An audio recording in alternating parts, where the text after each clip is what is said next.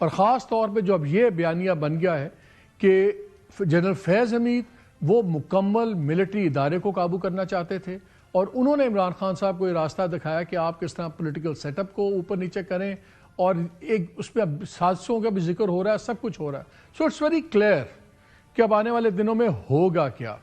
دوسرا ہم نے دیکھا کہ دوسری طرف پارٹی کے اندر پی ٹی آئی کے اندر ہمیں بہت زیادہ اور انتشار نظر آ رہا ہے.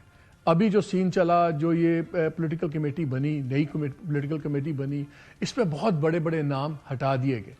انہوں نے آج سلمان صاحب اکرم راجہ صاحب جو جنرل سیکرٹری ہیں، انہوں نے ایک ٹویٹ بھی دیا جس پر انہوں نے کہا کہ ہم نے عہدوں کی وجہ سے یہ اس کی ٹرم ڈاؤن کیا ہے، اور جتنے ہیں وہ ڈیفرنٹ عہدے ہیں، کوئی پارلیمان کے، کوئی دوسرے.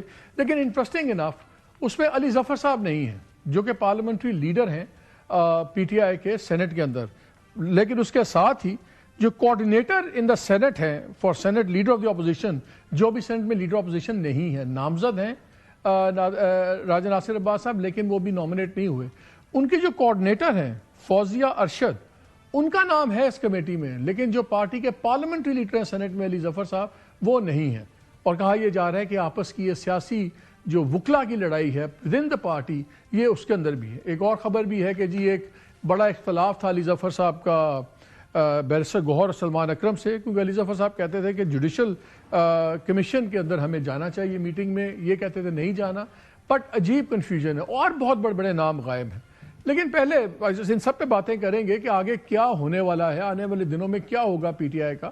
لیکن جنرل فیض حمید کی سزا تو شروع ہو گئی. اب میں آپ کو بتاتا ہوں کہ وہ ہیں کہاں پہ. وہ کسی سویلین جیل میں نہیں ہے. راول پنڈی میں ایک سیف ہاؤس تھا، اس میں ایک جو پنڈی سے واقف ہے، وہاں پہ قاسم مارکیٹ کا علاقہ ہے. یہ جو جنرل ہاسپٹل ملٹری کا ہے وہ اور عسکری 11 ان کے درمیان میں، اگر آپ کو علاقے کا پتہ ہو تو وہاں پہ یہ ہے.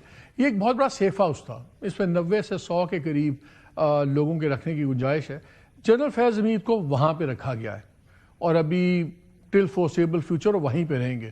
اور اس کی 3 لیئرڈ سیکیورٹی ہے.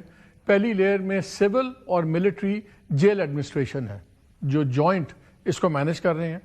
آؤٹر لیئر جو اس کا پہلا پیرامیٹر ہے وہ ملٹری پولیس کے پاس ہے، اسٹرکٹلی بیکاز یہ ملٹری علاقہ ہے اور ملٹری ہی کی فیسلٹی ہے، تو وہ ملٹری پولیس اس کو کر رہی ہے. اور آؤٹر جو سرکل ہے، جو آؤٹر موسٹ پیرامیٹر ہے، وہ پنجاب پولیس اور فرنٹیئر کانسٹیبلری ہے.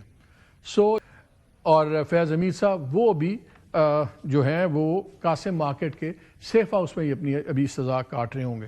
اب آ جاتے ہیں پی ٹی آئی کے اور اس کے مستقبل کی طرف.